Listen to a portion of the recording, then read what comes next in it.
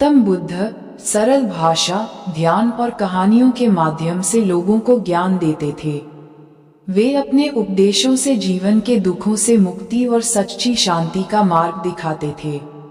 अपना ज्ञान लोगों तक बहुत सरल, शांत और प्रभावशाली तरीके से पहुंचाया।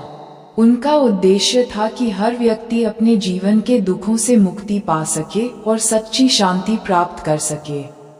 उन्होंने कठिन भाषा या जटिल सिद्धांतों की जगह आसान शब्दों और रोजमर्रा के उदाहरणों का उपयोग किया, ताकि आम लोग भी उनकी बात समझ सकें।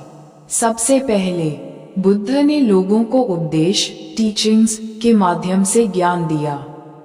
वे गांव-गांव जाकर लोगों को समझाते थे कि जीवन में दुख क्यों होता है और उससे छुटकारा कैसे पाया जा सकता है।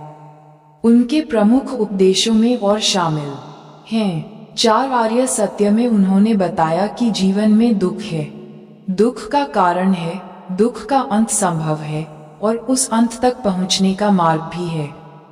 अष्टांगिक मार्ग में सही सोच, सही कर्म और सही जीवन जीने का तरीका बताया गया है। दूसरा तरीका था ध्यान, मेडिटेशन। बुद्ध ने सिखाया कि मन को शांत और नियंत्रित करके इंसान अपने अंदर की सच्चाई को समझ सकता है।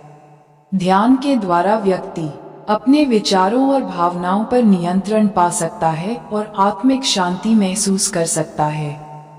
आज भी दुनिया भर में लोग बुद्ध के ध्यान के तरीके को अपनाते हैं। तीसरा, बुद्ध ने उदाहरण और कहानियों, स्टोरीज और पैराबल्स का उपयोग किया।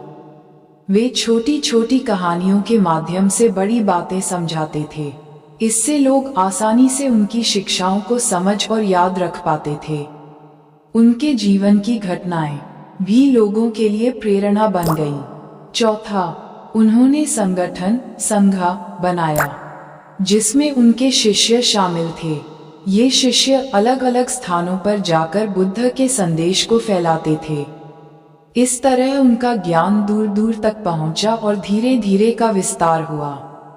सबसे खास बात ये थी कि बुद्ध ने हमेशा अहिंसा, करुणा और सच्चाई पर जोर दिया। उन्होंने कहा कि किसी भी समस्या का समाधान हिंसा से नहीं, बल्कि समझदारी और दया से होता है। वे खुद भी एक साधारण और सादा जीवन जीते थे, जिससे लोग उनसे प्रेरित होते थे। अंत में कहा जा सकता है कि गौतम बुद्ध ने अपना ज्ञान सरल भाषा, ध्यान, कहानियों और अपने आचरण के माध्यम से दिया।